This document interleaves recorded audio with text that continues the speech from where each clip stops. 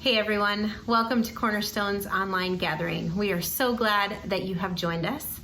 Before we get started today, we wanted to let you know a couple of things that have been going on. First of all, thank you to those of you who dropped off supplies and who helped us pack the backpacks for those in our community that will need those. We're really excited to have had so many of you that we even had to find things for you to do. It was great, so thanks. We also hope to see you Sunday night, August 23rd at 7 o'clock in the parking lot. That's tonight. So we hope that we'll see you as you come out and join us.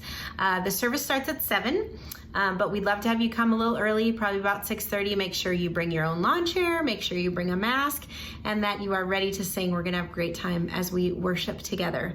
And so because we are doing that tonight, we wanted to give our team a chance to take a little breather. And so today, instead of having our team tape some worship for you, you're back in my living room. And if you'll recall, we spent a few weeks here together when the quarantine shutdown began as I broadcast live from the living room, and we wanted to do that again today. And so as we worship, as we take a moment, as we focus our hearts and our minds on what it means for us to be walking with God in this crazy time in our lives, I wanted to have you think a little bit with me about what it means to abide. And it's not a word that we use very often, but it came up in one of my devotionals that I was reading this week, and it reminded me of this beautiful hymn. And I looked it up. It was actually written in the late 1800s. It's called Abide With Me. And if you grew up in the tradition like I did, where you sang out of that hymnal every Sunday, probably you've known it, or maybe you even heard it a couple of times. And the lyrics, believe me, have lots of these and thous, but I'm going to sing it for you in a minute because I think that the power of what this song says is so beautiful and so incredibly meaningful for the moment that we are in right now. John, the book of John, has this beautiful picture where Jesus is sharing with his disciples, and he's talking about how he is the vine and we are the branches. And Jesus says to us, "Remain in me, and I will remain in you. No branch can bear fruit by itself. It must remain in the vine. Neither can you bear fruit unless you remain in me." And so as a reminder for us of what it means to remain in Christ, to remain in Jesus, to rest in his love today, I'm going to sing for you this hymn, Abide With Me. The lyrics will be on the screen. If you know it, feel free to sing it out nice and strong. If you don't, just listen and let this word speak to you today.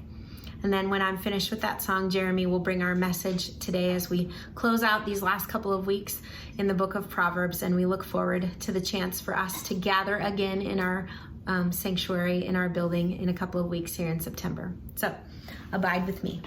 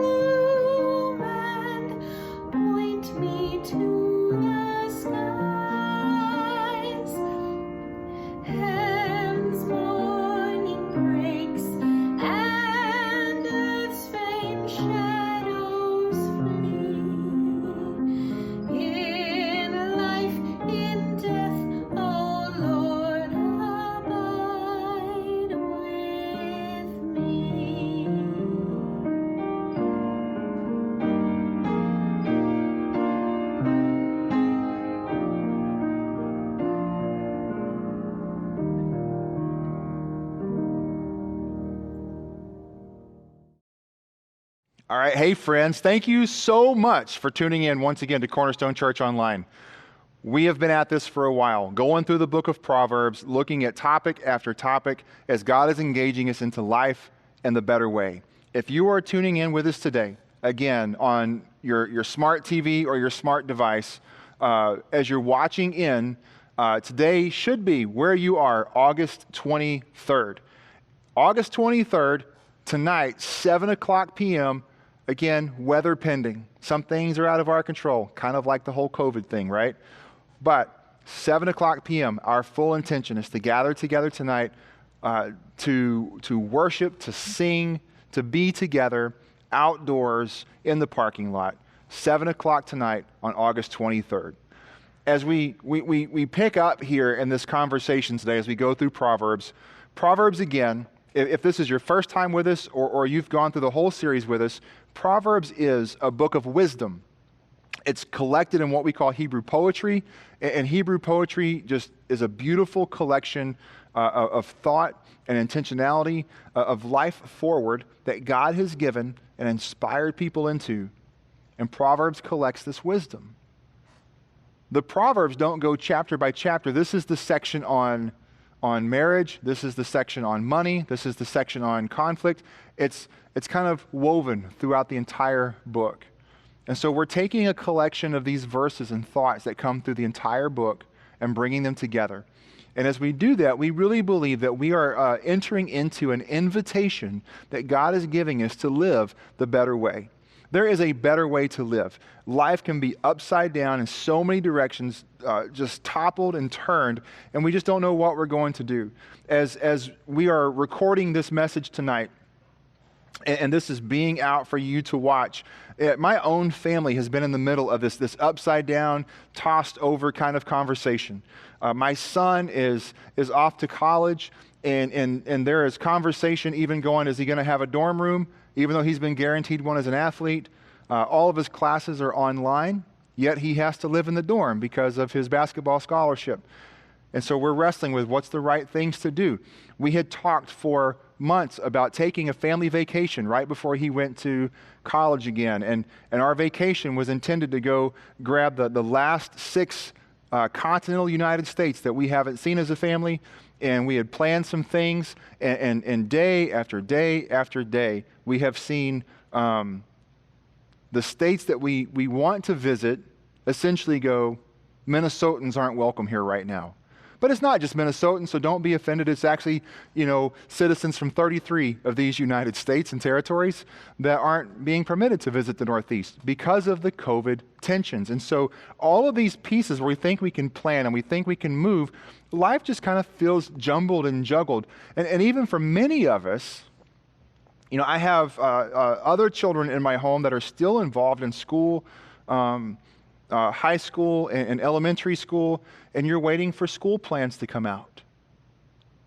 Are we going to be hybrid? Are we going to be distance? Are we going to be in person full time? And we don't know. And all these things are still being tossed in the air. If you're a college football fan, do we have a season? Do we not have a season? Everything we can plan just feels completely tossed. And information is changing every day. And how do we possibly live through this? And the answer is with wisdom. God invites us to that. And as we think about wisdom, it helps us navigate all of the uncertainties of life, even in the face of doubt, of uncertainty, of insecurity. Wisdom continues to call us to engage the better way. God alone is true. God alone is true. God alone is good. God alone is right and righteous. And when we talk about wisdom, that's what we mean is like looking into who God is, and as he invites us to live in his way, that God's way is the wise way. So how do we live there? In all of the things of life that we could engage, there may be no more uncertain territory of how we should live than that of marriage. Marriage, we can talk about all kinds of things when it comes to marriage, whether it's how we live together, how we interact together, what the culture says about marriage, who should be married, who shouldn't be married, so many things. And then once you get married, What does that even look like? One of my favorite things of the past couple of decades of doing ministry that I just absolutely love to do is premarital counseling. I love to speak with couples who are entering into marriage together. And you go to these counseling moments, and I remember one particular time, this guy says to me, "I just need you, Pastor, to tell me how to be married the right way." And I just laughed. But I said, I don't know I'm going to tell you how to be married the right way, but what I am going to do is I'm going to put some tools, and this guy worked with tools. I'm going to put some tools in your tool belt that you're going to be able to use, that when situations come up, you know which tool to grab. That's wisdom when it comes to marriage. Like, there is no cookie cutter formula that goes, this is the perfect marriage. Every couple is different, flat honest. Every couple is different. You know that already. Every couple struggles through expectations, communication. There are struggles that are common to us. And as we try to navigate what marriage looks like, there is no perfect solution to every situation, but there is wisdom. And God invites us to wisdom. Now, there are certain things that the Scripture says about being married that are flat out true, uncompromising in how God unfolds them. And if we trust God into it, we really can live well married. The first tension we get into when it comes to being married, and we often don't pay close attention to this because we fall in love, and that perfect person is right across the aisle from us on that particular day of our wedding, and we are caught in the romance and in the fairy tale of the moment. And what very few of us ever stop to realize is you are about to say yes to an incredibly perfect sinner every single time. The person across from you is broken, and you are equally broken. And sin is in the middle of that right from its core. But it doesn't mean that in pursuit of God, that two broken people can't find new life together. See, when we think about what marriage says, and we start with where the Bible would talk about it, the Bible would say that marriage is good. Doesn't hide from it. Like, we look at the culture today, you listen to all the crass jokes about being married. Husbands make jokes about their wives. Wives make jokes about their husbands. People who have gone through divorces will often carry just a weight of bitterness over the other spouse, and there's so much tension that goes on. And marriage really gets a bad name. Like, we are watching in the American culture today a decline in marriages. Like, there are people who have watched failed and broken marriages from their grandparents or their parents or close friends, and have just determined for themselves it is not worth being married. The pain, the frustration, the tension is not worth it. But when I hear what God says, God actually says marriage is good. God doesn't say marriage is only, and God doesn't say marriage is for everyone. But God does say marriage is good. And this is what the Proverbs writer tells us. He says, "He who finds a wife finds what is good and receives favor from the Lord." That is a beautiful statement about marriage. That in this relationship, we find something good, and we actually receive favor from the Lord. It doesn't mean if you are single that you don't have God's favor and you haven't found a good life. That's not what it means. But there is an affirmation that's in this statement that I think really runs in the face of how much of our culture sees marriage today. Marriage is good. Marriage is not a bad thing. Marriage is a hard thing, make no mistake about it. Because again, two people who are equally broken enter into that union together, it's hard. And all the other circumstances about life add and compound to that. But there's a way to live, and there's a way for marriage to be good. And that's what we're going to look at today as we think through these Proverbs together. Marriage is good.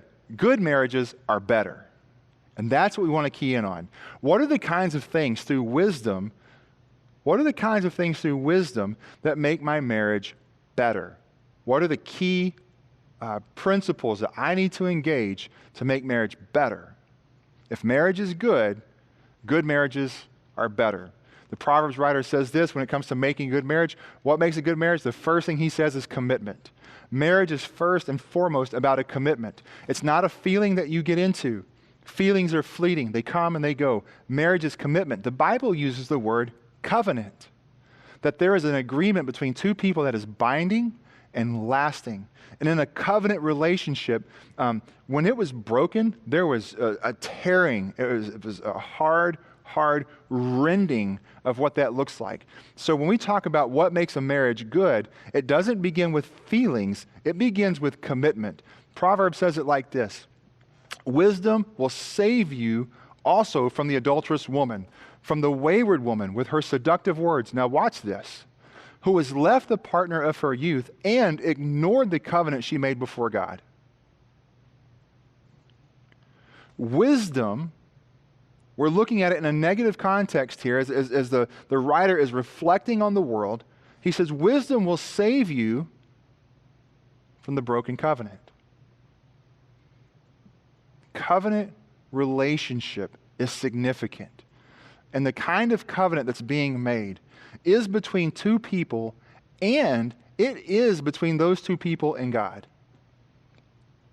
Jesus would say it like this: what God has joined together, let no one tear apart. Let no one put asunder, as some translations say. There is something about that commitment. It matters.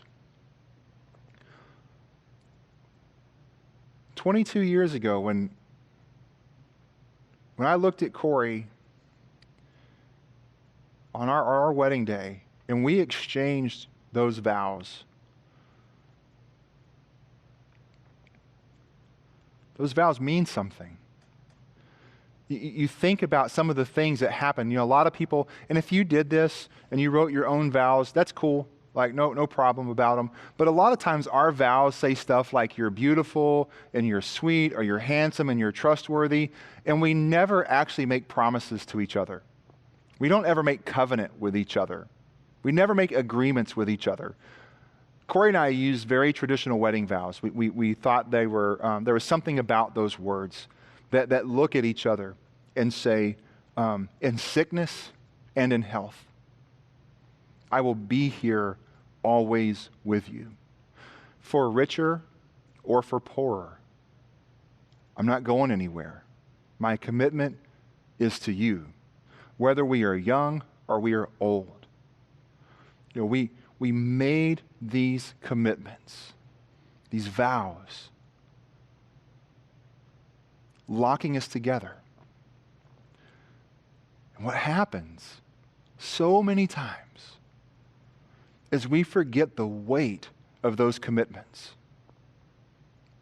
Several years ago, we went on a marriage retreat, Corey and I did, and it was beautiful. It was hosted in our city, so it wasn't far to travel. We go to it, and we go through this whole weekend, and they're talking about how to recover intimacy, and not just like bedroom intimacy, but the kind of thing that knits your heart together to be one, just as God invites us to be. And at the end of that, they had us stand up and take each other's hands and make vows to each other, commitments. And I remember looking at Corey and she looking at me, and as we worked through those commitments, and life hasn't always been easy. Our marriage has had ups and downs like everybody's marriage has had. We've had struggles with our kids. We've had struggles with each other. We've had struggles with circumstances. And there we are, looking each other eye to eye once again, making commitments to each other. I don't know that I was ready for that moment. It was crazy, the weight and the intensity of that moment. And I remember Corey feeling much the same way as we recommitted to each other, even though our commitment to each other wasn't broken. But the weight of covenant, of commitment, is significant. And when we don't live in commitment, we live fleeting. Like covenant relationship, that commitment is so powerful that when we honor those words and we honor those promises, It continues to draw us into places where our emotions may invite us to leave. Commitment is right at the top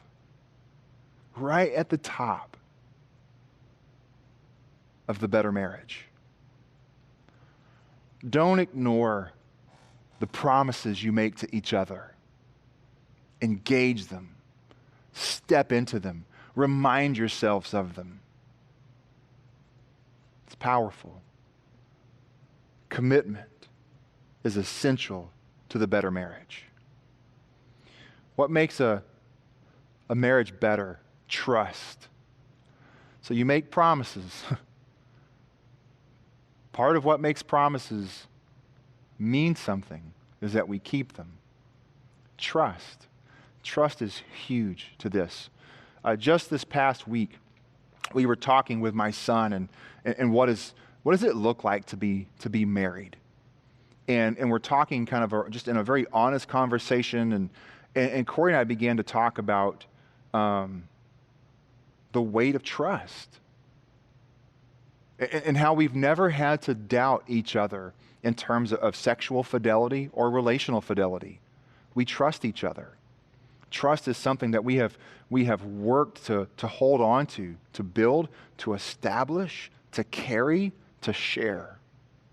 Trust is right there in holding marriage into the better place.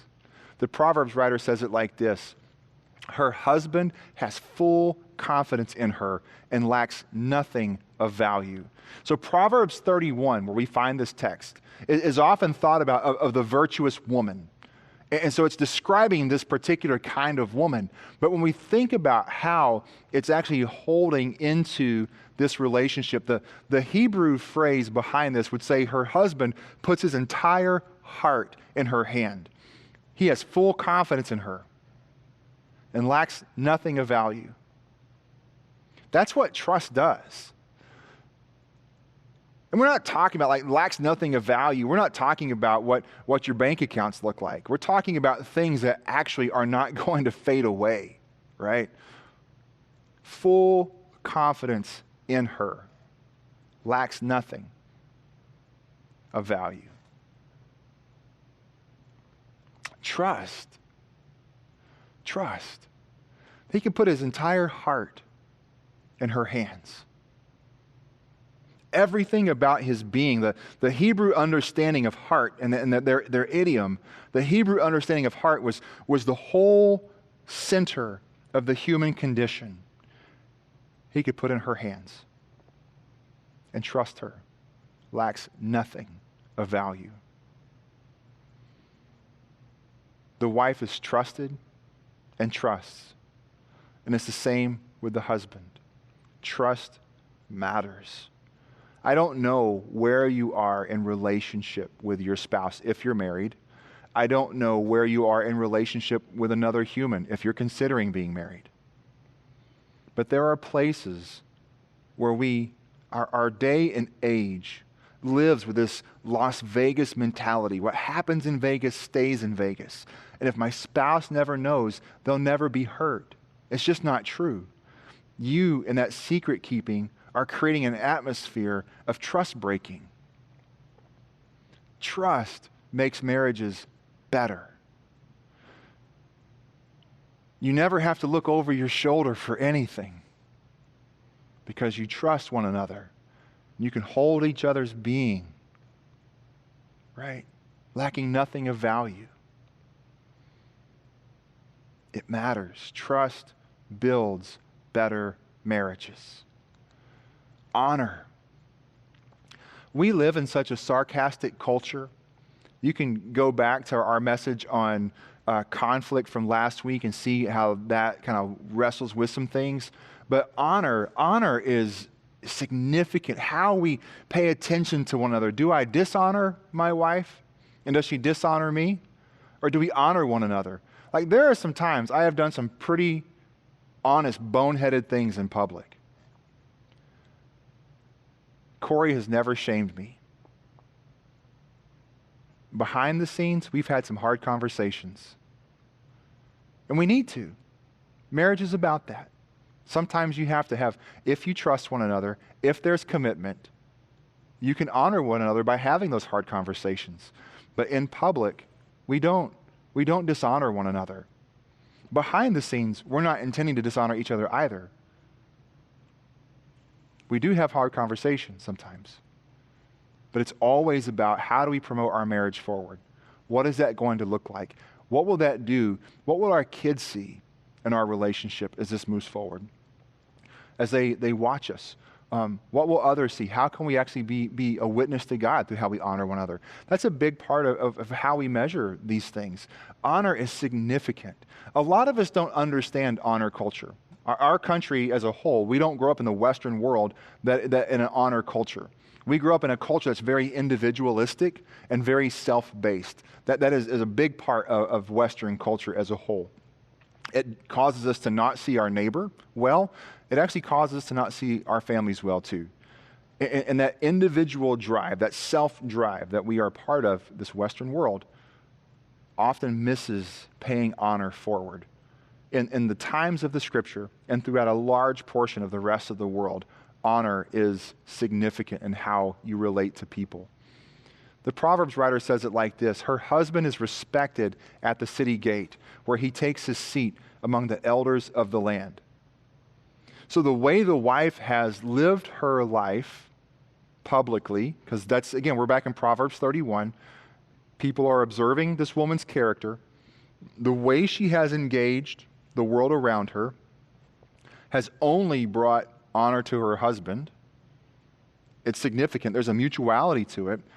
The way the husband has conducted his life in the world has not dishonored her, and it has invited him, in the way the ancient world worked, to have a spot at the city gate. There's this dynamic where we pay attention to one another, that we give to one another honor. We give honor. The New Testament tells us that we should outdo one another when it comes to showing honor to each other. That's a statement about relationship in general. But in the marriage relationship, when you're pushing honor forward and you are putting that as a high end, where your spouse knows that there's honor that's coming from you, not dishonor, not shame, not sideways comments that are putting down, but honor. It changes the interaction between the couple that makes a difference in the world. If we go all the way back to Genesis chapter 1, one of the primary witnesses of God in the world, and God to the world, for the world, is marriage. That the first humans, as they interacted together, male and female, that their lives together would represent God to the rest of creation. How we live married with one another says something about who God is in our world. And it doesn't surprise me. Like, if we just get flat honest about the conversation, when you hear statistics in the culture, there is very little difference between a couple that claims Jesus or claims to be Christian and a couple that doesn't claim to be Christian statistically. There's equal amounts of debt. There's equal amounts of pornography. There's equal amounts of abuse, both verbal and physical. There are equal amounts of divorce and separation. And there is really, statistically, no difference between a couple who claims Jesus and a couple who rejects Jesus. There's a problem with that. Yet, when we look at what's happening in Proverbs, this couple who is esteeming one another, who is showing honor to one another, has such a relationship that it makes a difference in their community. Imagine that the way you live with your spouse is intended to have an impact. Like, you honor each other privately and publicly, and it actually has an impact on the world around you. That actually is Genesis 1, God's intention for marriage, that you would bear witness of him in the world by how you showed his goodness and his order. Genesis 1, 26, 27, 28 lays it right out there. When we dishonor one another, When you dishonor the person that you are supposed to love the most before your friends, what does it tell your friends about who you are? Not your spouse, but about you. It actually says that you're not a person of honor. And if you're willing to badmouth your spouse with us, I wonder how you talk about us to others. That's a fair challenge. And those kinds of things spin out. Dishonoring your spouse doesn't give you a place in the community. It makes everybody question. It's how it works. It's exactly what the Proverbs writer is saying. But in that relationship where there's commitment, there's trust, and there's honor, it actually has a direct, tangible impact on the community. Just imagine for a moment if couples who claim Jesus to be king could reclaim that kind of witness in the world. By the way we honored each other before people and before God. We could change neighborhoods. We could empower schools. We could, for the good, not for the worse, for the good, impact our communities. And it doesn't start with organized churches. It starts with honored marriages. That's powerful. Proverbs writer continues, her husband also praises her. Many women do noble things, but you surpass them all. So she's conducting a life of honor, and it's changing their community. And now you see the mutuality. This is the continuation of the proverb. Her husband also praises her. Many women do noble things, but you surpass them all. He recognizes it. He tells it to her. He helps her see the contributional good she's making in the family, to his life, and in the community. I wonder when we talk to our spouses, do we say those kinds of things to them? Are we helping them see, whether it's the husband see or the wife see, that there can be good brought forward through honor? Are we helping them see that? Honor takes marriage, which is good, and makes it better. The Proverbs writer continues that endurance is the last of the qualities we look at today that makes good marriages better. Endurance. Staying power. Do we have the courage to stand when life is hard? We have been taught so much that life is all about your happiness. I think more so when we pay attention to Scripture than happiness, which is part of being married, that we find pleasure in each other. That God's intention for marriage and shaping us into his image is our holiness. And it challenges us. Have you ever been married to an imperfect person? Have you ever dated an imperfect person? If you've ever been in relationship with another human, the answer is yes. I am so thankful for the faithful endurance of my wife. So thankful. I don't know many humans who could have been in direct relationship with me for 20 plus years. We dated for 3, been married for 22. That would still be faithfully committed the way she has. There's endurance to that. Now, she may echo some of those same things, right? She may echo those same things. Like not many people could actually be the kind of person to be my husband for 22 years. It takes endurance. And it's true in whatever relationship you're in. You may be in a place right now where you are struggling and it feels like you are at the end of your way when it comes to your marriage. And you do not know if you can take one more step forward. I don't know how you got to that point. I don't know what trouble added to it. I don't know what tension is there. I don't know what hurt or heartache are before you. I don't know what kind of abuse may be there, what kind of neglect may be there.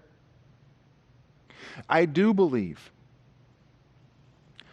that in mutual submission to Jesus, and it may take some significant time and healing and counseling, that mutual submission to Jesus, that your relationship can be healed.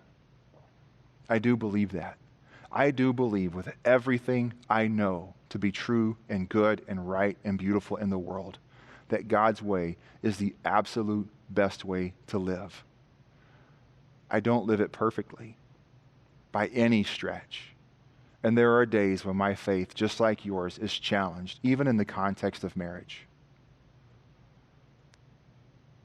And yet there is this invitation to endure. If you're being hurt right now in marriage, I am not inviting you. And I mean, like, there's physical, verbal abuse that is happening to you.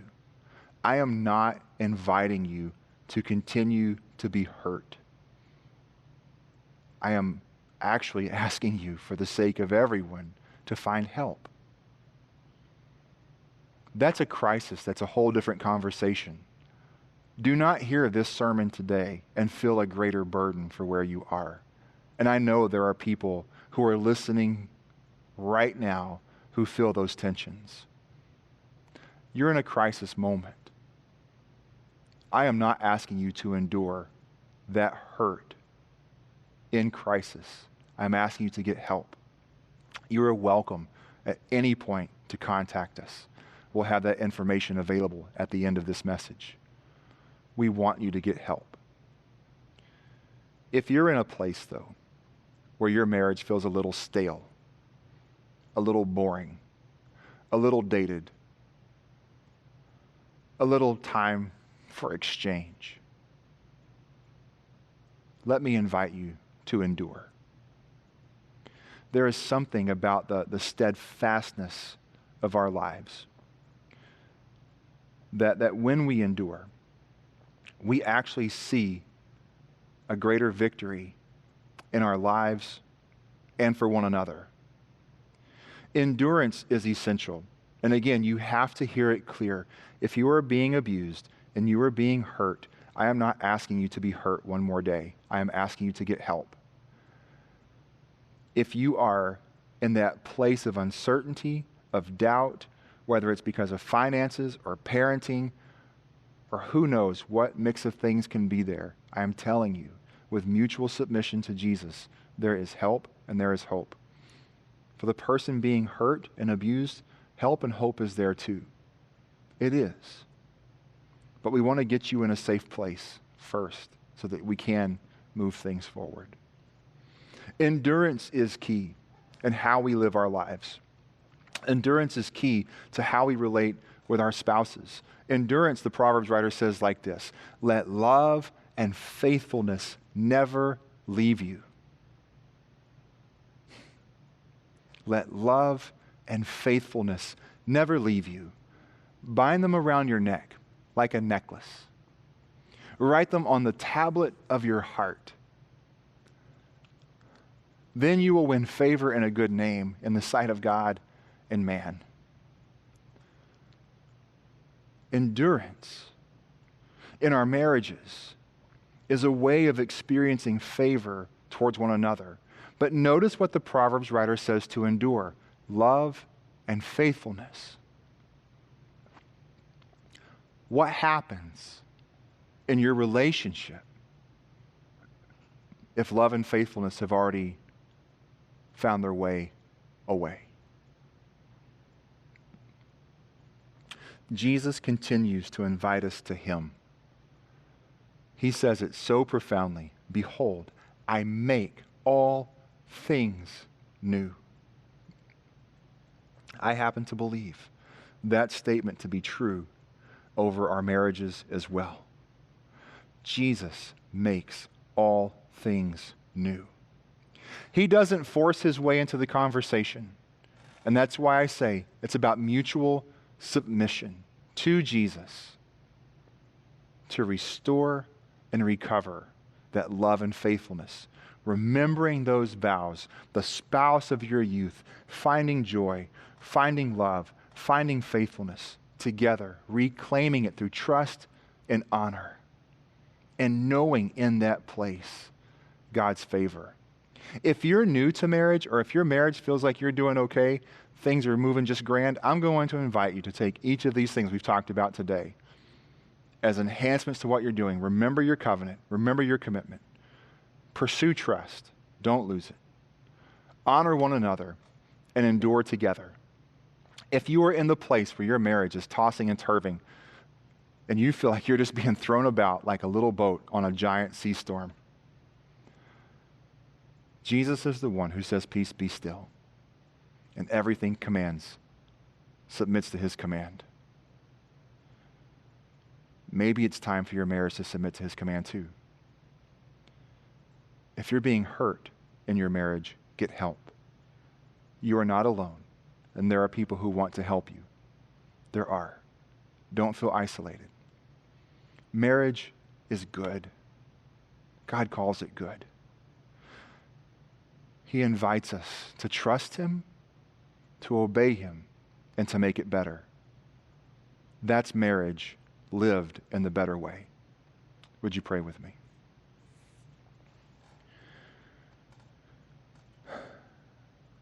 Father, thank you for who you are and what you're doing in the world and in us.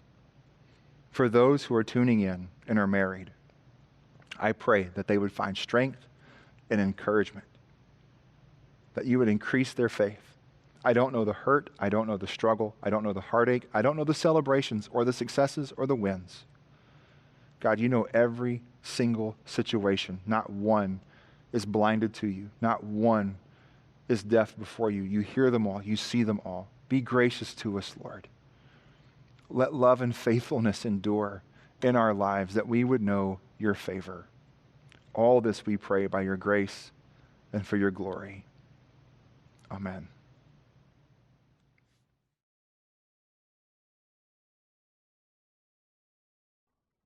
Hello, I'm Christian Schnurple. I serve on staff here at Cornerstone Church. Thank you so much for worshiping with us today. If you have any needs, please know that we are here for you.